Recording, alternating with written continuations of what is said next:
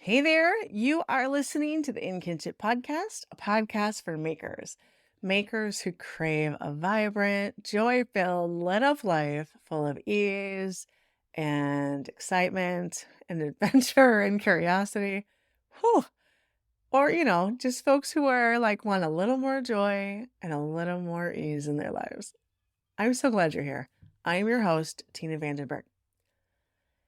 I wanted to get on the podcast today. It's been a little bit since I've shot an episode and let you know that one, if you have any interest in sewing clothing whatsoever, or even just in ways people make their artistry their own, I just did this live 2 week series last week and the week before.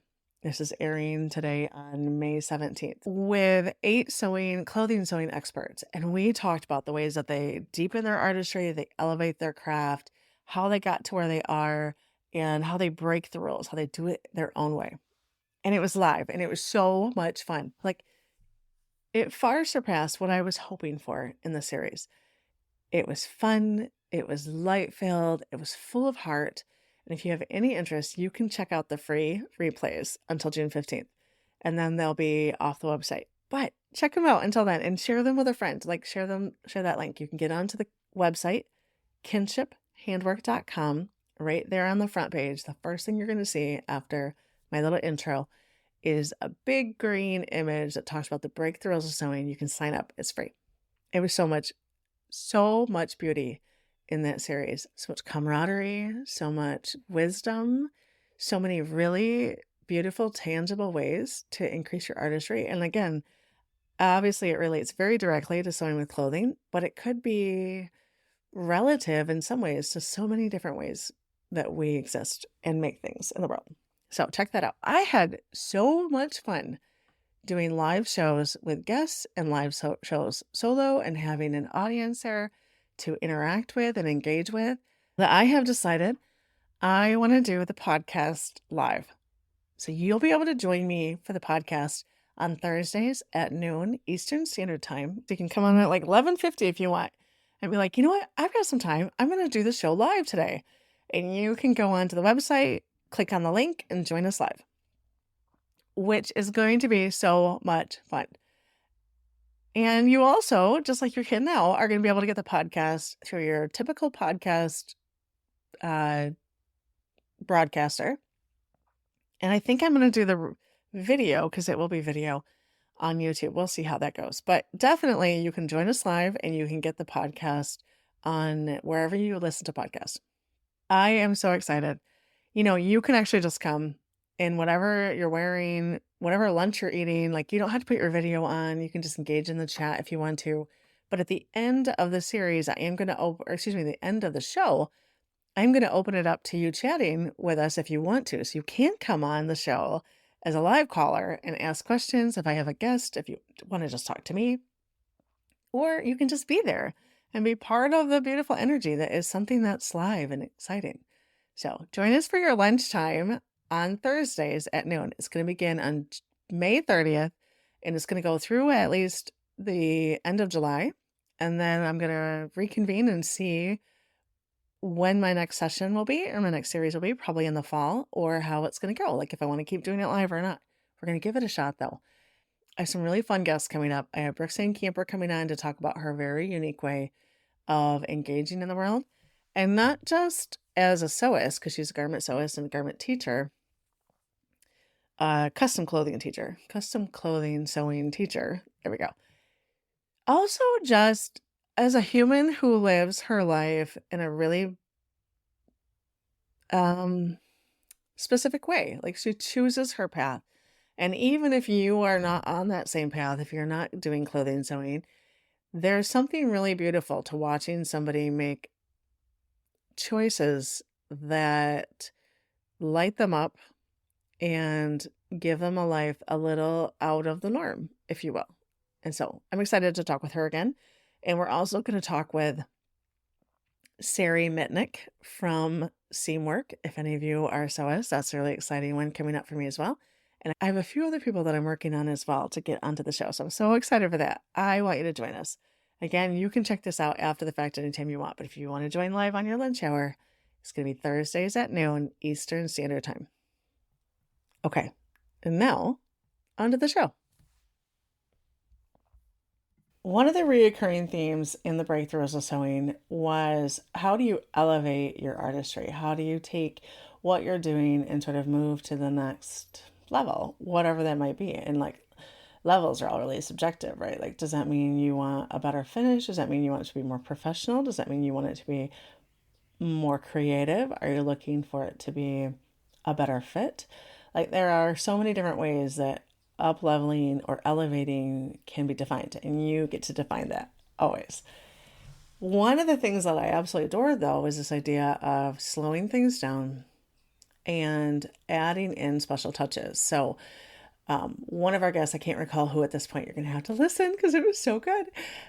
One of our guests talked about, just on each of your projects, just take an extra bit of time and do something more than you are inclined to do, right? So that might be, when you're sewing clothing, that might be adding some pin tucks into the bodice, or it might be using lace on the raglan sleeve like I did on a dress I did recently, rather than just going with the easy solution, which is just to do what you've done in the past, use the fabric you've used in the past, not stretch yourself in that little way. It might be hand sewing your finish. So like, one of our guests talked a lot about how so many people have the feeling, and this is me paraphrasing for her, sorry, Roxanne, so many people have the belief that if they can't do it all in their sewing machine, somehow they are lacking, right? Like, to have to hand sew a zipper in, or to have to hand sew a buttonhole, or have to hand sew something means that, like, maybe you don't have enough skill with your sewing machine, which is like so not true. These are two different tools that give you different degrees of finish and control. And so slowing it down and coming out of that sort of mindset, if you will, that you, to be your best self, you have to use the tools in front of you, rather than be like, actually, this is going to work better for the situation, or I get to slow it down and I can actually watch the new series of Bridgerton, which of course I just saw a million advertisements for, while I hand sew the hem rather than sew it on my machine. And so, like, we have so many choices in life, and slowing that down and creating a little stretch in our projects is such a beautiful way to go about that. And that could be anything in life, right? That could be your painting project. That could be your workout. It could be like, just go a little bit extra and stretch yourself a tiny bit.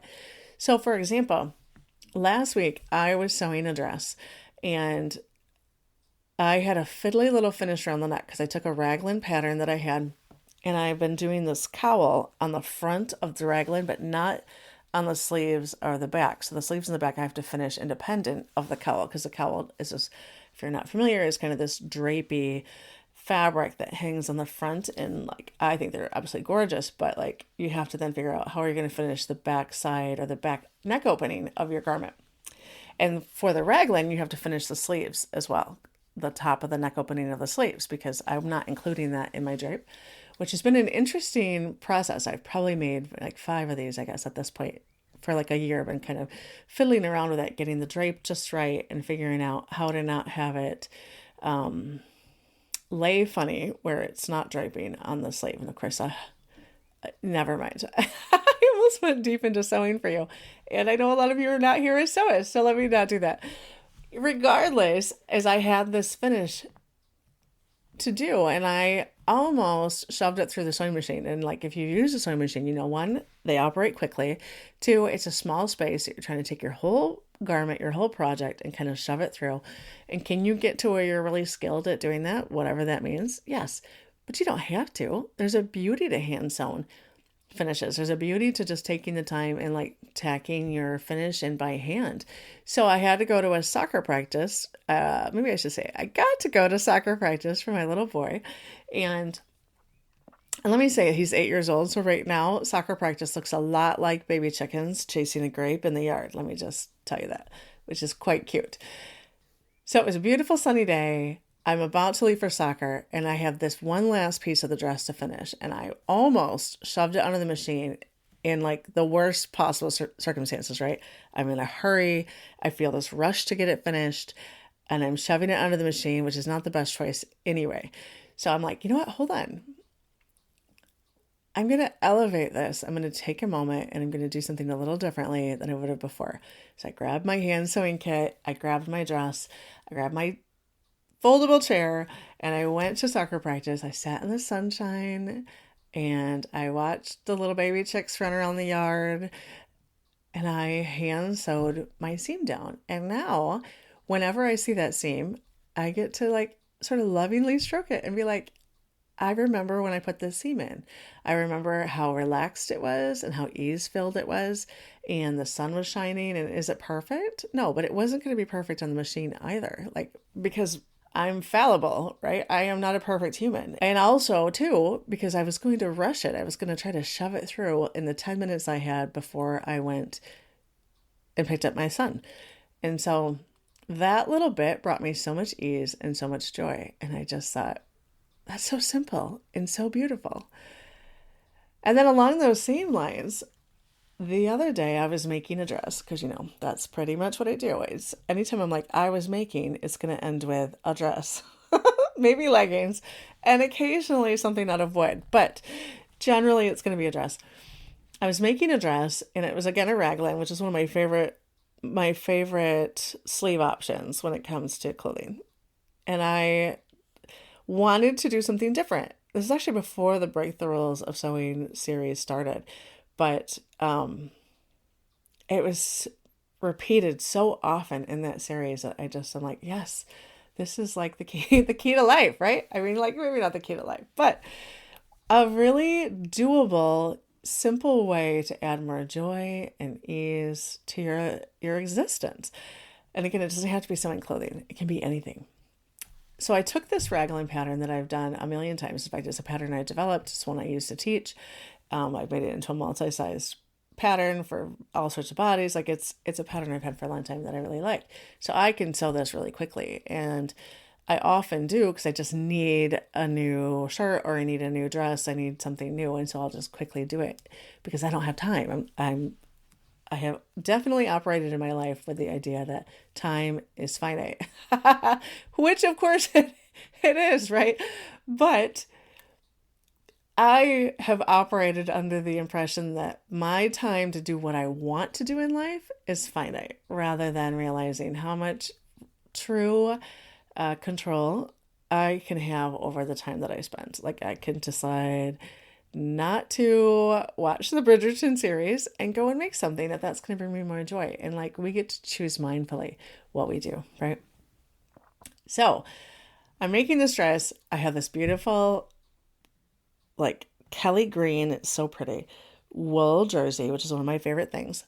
And I want to make something a little more elevated, a little more special.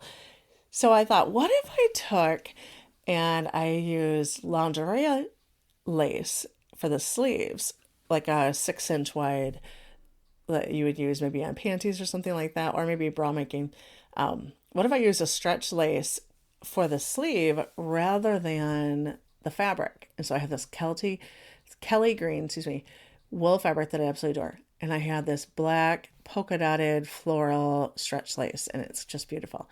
But it wasn't big enough. So then I got to spend some time like getting into the flow, being the designer, and taking and lining up my lace in just the right way so that that seam that I was going to put into that lace to make it big enough to be a sleeve would fall in a really pleasing manner, and it would have a beautiful little scalloped edge at the end.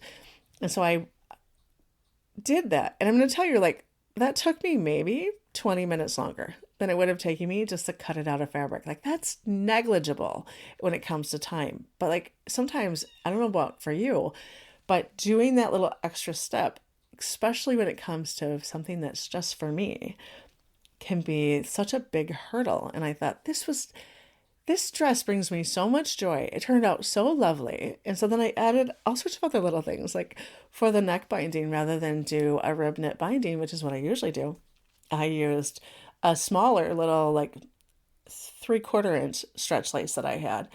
And so it's got this beautiful little scalloped internal detail, I guess, if you will. And then I thought, oh, it needs more. So then I put a tiny little bit at the waist seam to sort of highlight the waist seam. And it looks like a thin little black lacy bit right there at the waist seam. And I put the extra wider lace that I had, I cut it down and I used it as the hem. And I absolutely adore this dress. It's a simple silhouette. It's a silhouette I've sewn a million times. And I probably spent an extra half an hour to do these extra little bits, maybe an hour. Let's guess high. Maybe I spent an extra hour to do all these extra little bits. And now I have this dress that feels extra special because I spent time with it rather than rushed through it.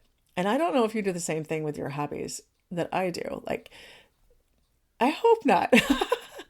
And I don't do it all the time, right? But it is a tendency of mine to kind of rush through.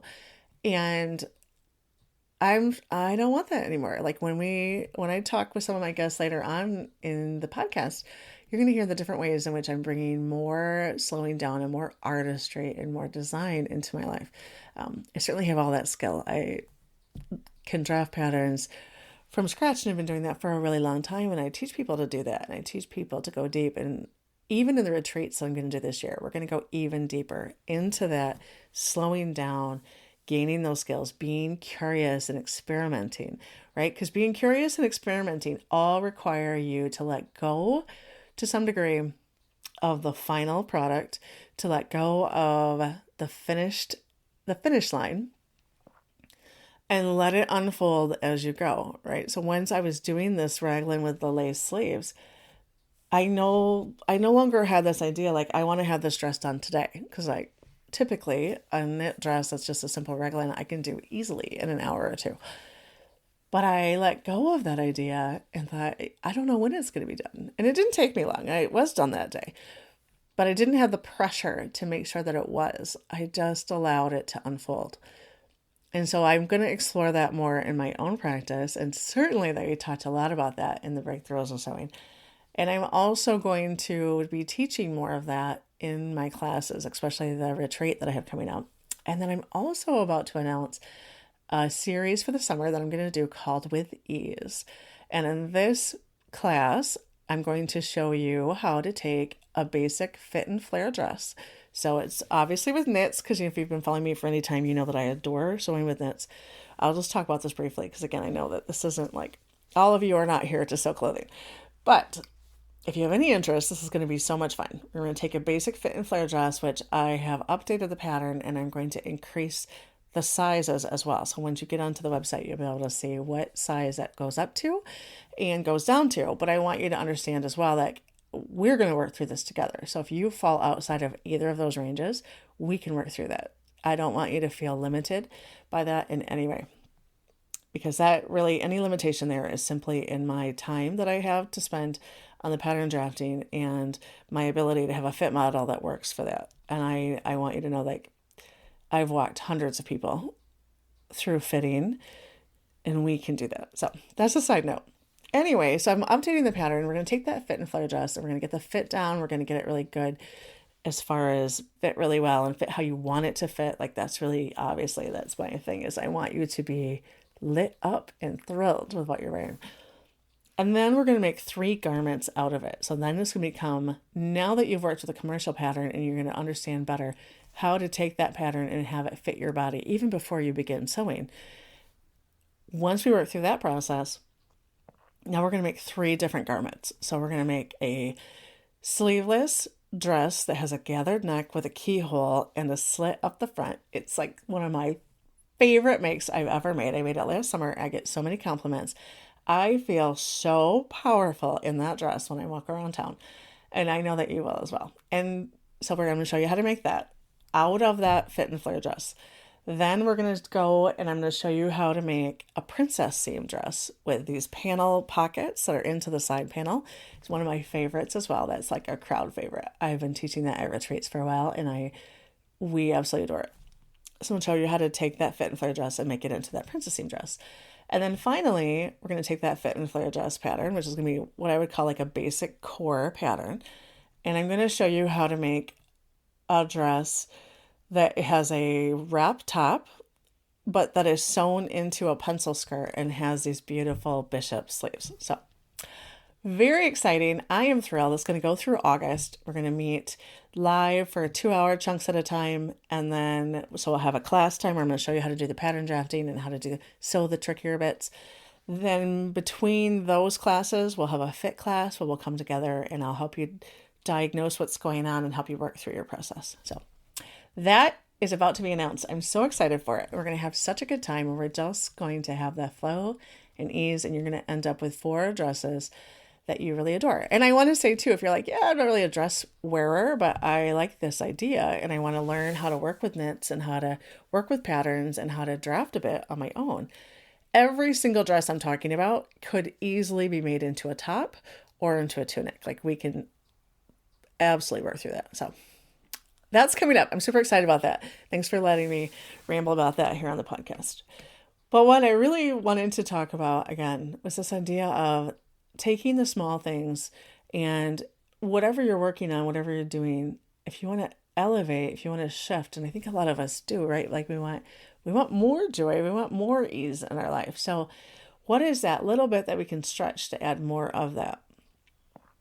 Is it like I do a morning walk every day?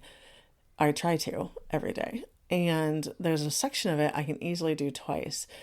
And so I've been trying to incorporate doing it twice because the walk has gotten to where it's not quite long enough, but I don't always feel like I have the time because, time to do the whole walk a second time. But then the other day I'm like, why don't I just do this loop a second time? And it was such a simple concept that like I had not thought of for a very long time. And it was perfect. It gave me the perfect amount. And I actually did it in the opposite direction so that I had a different view as I was walking back the other way. And it was exactly what I needed. But where else in your life can you take the time to add in the lace sleeves? Can you take the time to, I don't know, maybe you're doing dishes, like of all things. I just talked to somebody about, that sort of Buddhist mindset of when you're doing dishes, do the dishes, because life is full of mundane, regular tasks that we have to achieve in order to exist, right? So what if you do the dishes, and while you're doing the dishes, this is not very Buddhist, but maybe you're listening to a podcast, or maybe you're just doing the dishes, and then maybe you dry them after rather than put them in the dryer and rack. Listen, I'm probably never going to do this. I'm just saying, maybe the act of like sort of adoring what you have and like tending to it and going a little extra mile when you tend to it. Like, so maybe you also take out, while you're doing the dishes, you take your cutting boards and you oil them. Does anybody oil their cutting boards? I have in the past, but I have not for a really long time. But there's a beauty to that tending, right? There's a beauty to the like mindful tending. And there are things that we're doing anyway. So maybe there's small ways in which we can elevate our existence, elevate where we are, not only our skill level or our like growth as a human, if you will, but just our experience, just to elevate our experience. Because I'll tell you, those 2 dress examples I just gave you did both of those things. They made my experience so much more beautiful, and neither of them were gigantic commitments. Neither of them were big choices. Like, I think that the joy in life comes from our small day-to-day choices, comes from our little bit of like, I'm actually going to do this a little bit longer, right? And for me, that means like, so this morning, let me just be very transparent. I have been like stellar for like 3 weeks on my morning routine.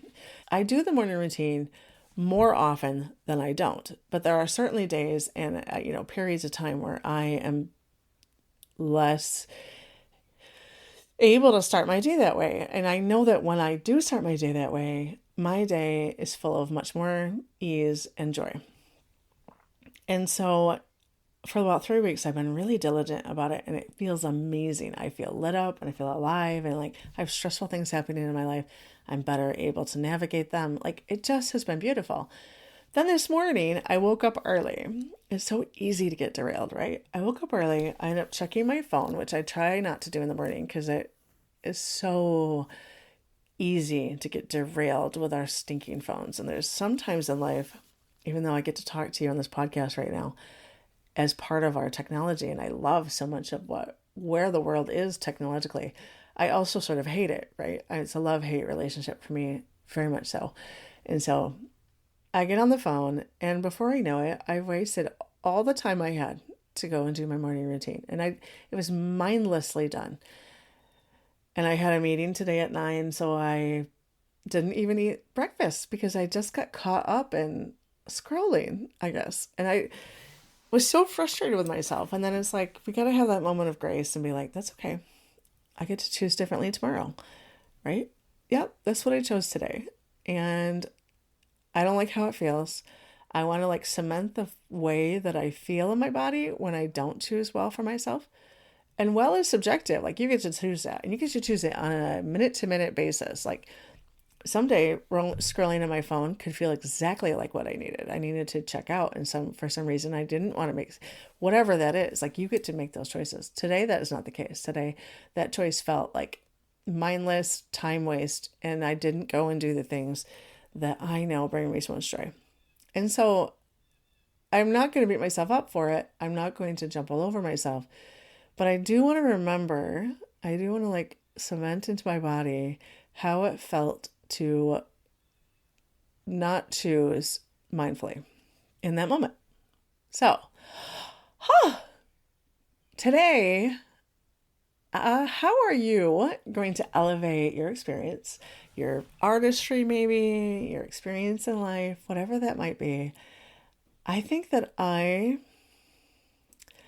am going to do my work and do the work that's most important. And then I'm going to work on a creative project I've been working on for business. And I'm going to give it more space than I have because I sometimes get pushed to the back because I have too much busy work to do. So I think that's how I'm going to try and arrange my day today in a way that will feel more life-giving and more full of ease. Folks, thanks for being here. I cannot wait to talk to you. My live podcast is going to start on May 30th. And you'll be able to join us live. There'll be a link on the website right underneath the podcast link. You'll be able to click on that, and there'll be the link. You can join us live. It would be so amazing. You don't even have to say anything. You can just put it in the chat if you want. In fact, like it won't be interactive that way until the end of the show. And if you want to come on and ask questions, you can. Or if you just want to put them in the chat, you can. So you don't have to feel like you can't be eating your lunch and like be in your pajamas, because you totally can. So I want you to be there. Thank you for being here. I hope that you have the most beautiful day. And if you would share the podcast with people that you know and love, I would be so grateful because I enjoy putting it out there and I love it. I love connecting with you. And to that end, remember, I have a retreat coming up in the fall. If you want to join us for the retreat, I have the With Ease program that's going to be going through the summer. It's going to start in June and end in August. And that's going to be coming up. If it isn't already, by the time this airs, you can sign up for that.